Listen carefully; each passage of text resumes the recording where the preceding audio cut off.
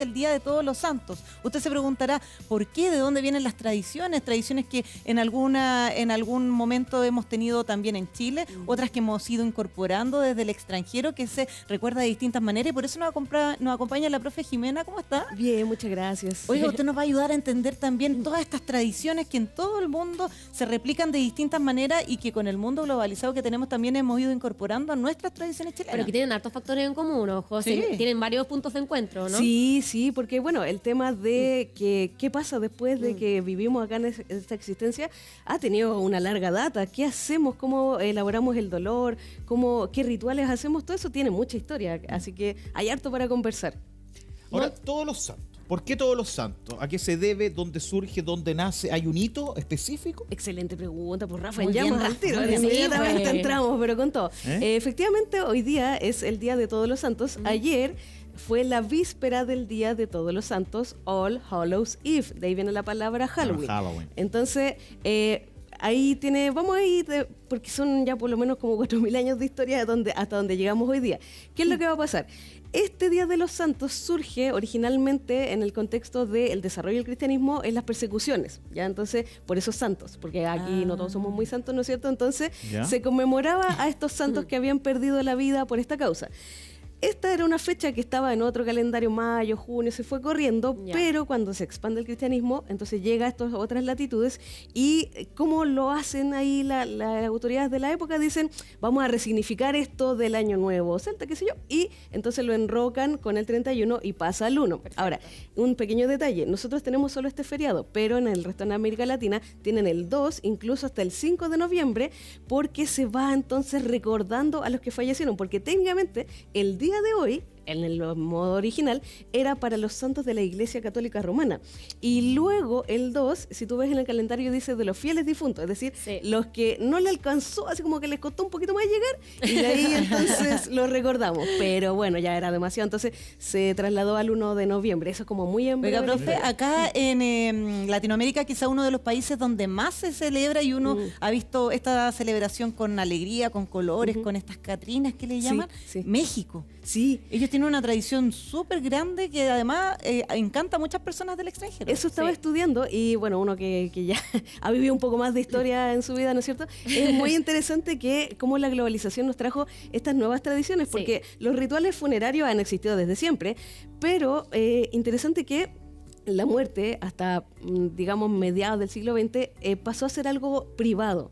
¿Ya? Antes de eso era como un evento público y ahora se resignificó, quizás en una reacción a este individualismo actual, en esta culto como más o rememoranza más alegre, más colorida, que es lo que aporta un poco este mundo mexicano, pero no es el único, solo que es como casi una industria paralela que ellos tienen y ahí Sí, está el po. tema de las Y películas. aparte que Coco, que es una película que Sí. es súper masiva, ¿no? Sí, sí. Da cuenta de lo colorido, de esta lógica mexicana que tiene que ver con que vuelven a la casa a compartir, Claro. que es un poco el espíritu que se traspasa y que además tenemos en esas imágenes esta abuelita que además murió hace muy poco, la que inspiró el personaje y realmente a uno lo impresiona. Es muy bonita Coco además. Te puedo ¿ah? confesar que no la he Sí. visto. ¿No la ha visto? ¿No has visto Coco? Es que me quedo dormida. Entonces, Es que sabe una que, película profe, maravillosa. Jimena, debería verla, ¿sabe por humildemente qué? le recomiendo que la vea. sí, no, me la han Humildemente. recomendado mucho. ¿Sabes por qué? Porque además lo que muestra la película Coco muestra también cómo nuestros pueblos originarios Exacto. recuerdan a sus seres queridos. Y ahí está la mezcla con el cristianismo, quizás. Que el Exacto. cristianismo adopta la manera en que los pueblos originarios de toda Latinoamérica, esto pasa también con nuestro pueblo mapuche, en este caso maya, inca, Exacto. todos los pueblos originarios de América tienen otra manera de recordar a nuestros seres queridos. Es que ahí está, pero me has dejado rebotando la pelota ahí Ahí para está, hacer pa'l el gol, gol. pa'l Sí, gol. vamos, porque ¿qué es lo que pasa? Los españoles que llegan a conquistarnos a nosotros vienen saliendo de una edad media muy trágica, de peste negra, Sí. entonces está todo un tema muy conflictuado con el tema de la muerte, entonces es algo temible, porque además trajeron entre ellos la viruela y otras muchas plagas que digamos, fue un desastre.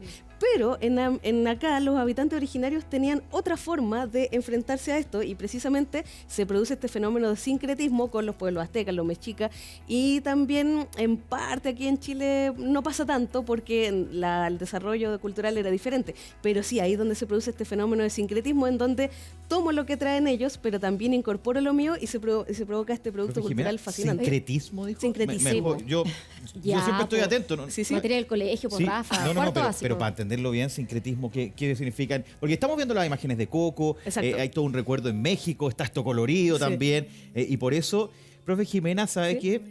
Yo me siento honrado porque yo le voy a hacer recordar parte de Coco, ya que usted no la ha visto, y mire esta canción que es realmente muy emocionante. Mire, recuérdeme de Coco, recuérdame, mira. Vivir un duelo, porque claro, uno llora a moco tendido, pero es una película preciosa, una película que también te hace recordar lo lindo de los seres queridos, te hace celebrarlos, tiene mucho color.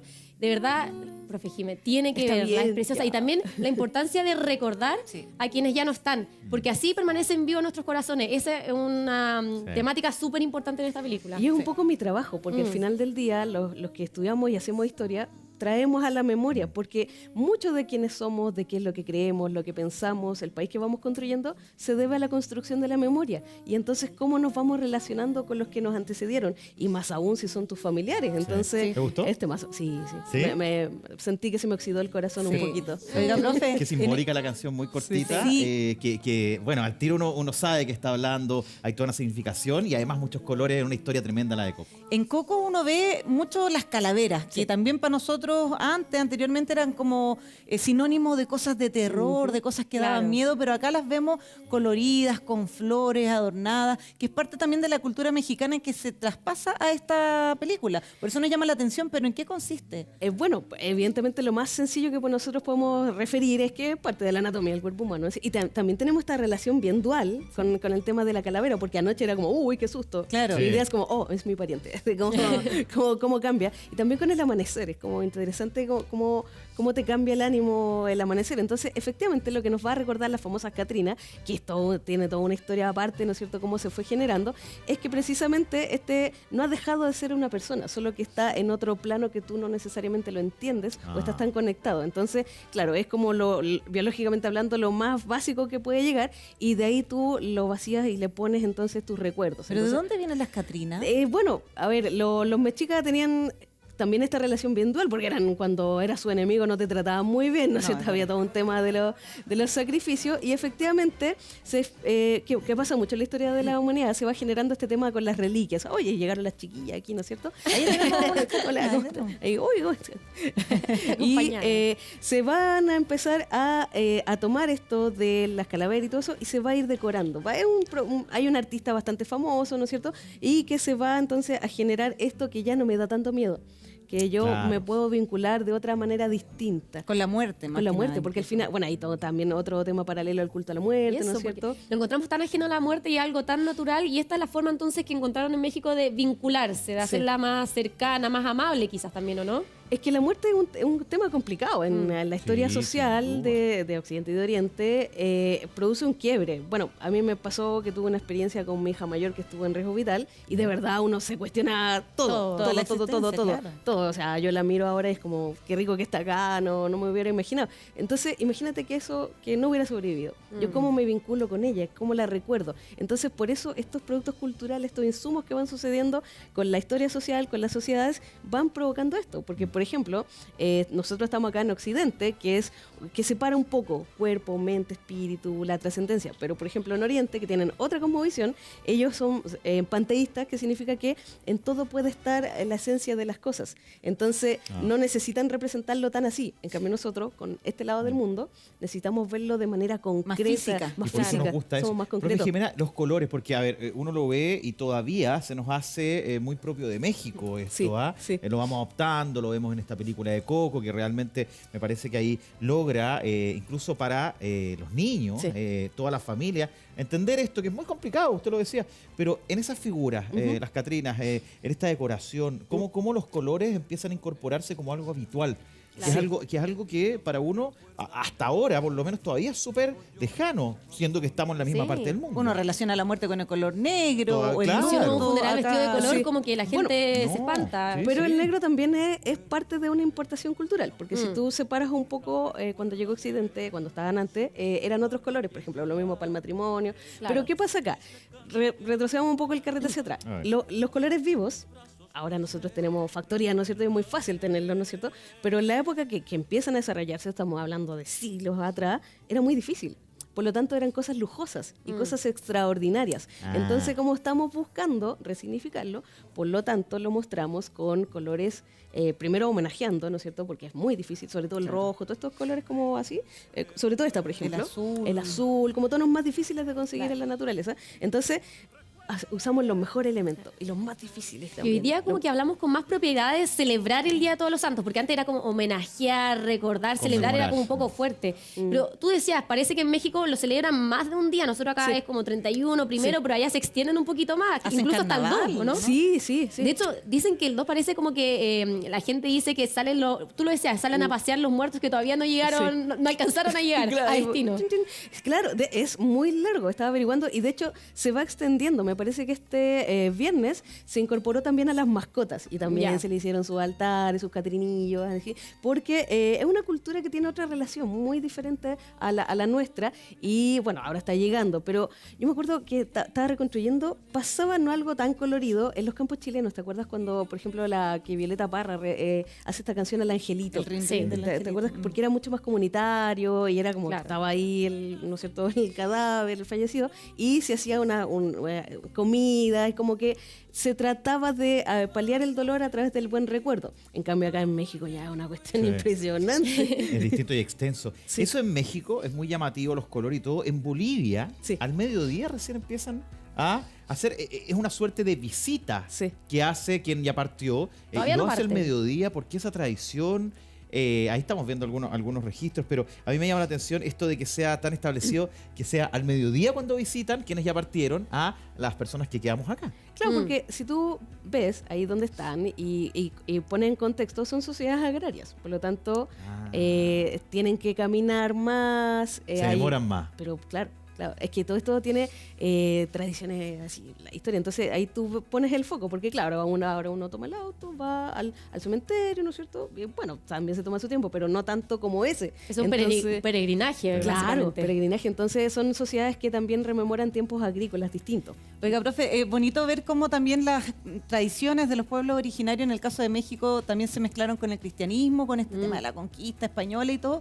Y en Bolivia también hay una tradición, no sé si usted la conoce, que se llama los tantahuahuas o niños de pan, y es una tradición de hacer panes con forma de escalera Sí. para ayudar a los seres queridos a llegar al cielo, ¿no? A Exacto. transitar. Bueno, el tema del pan está bien, tú lo vas a ver en hartos lugares, porque, bueno, el mismo hecho de Halloween, por ejemplo, en otros lugares en vez de pedir dulces se llaman los panes de muerto, que es como, tiene distintas formas porque también está este concepto de el vivo y el muerto, cómo se van vinculando. Entonces, en este caso, esta tradición en particular, está haciéndose cargo de la pregunta, ¿habrá llegado bien? ¿Cómo estará?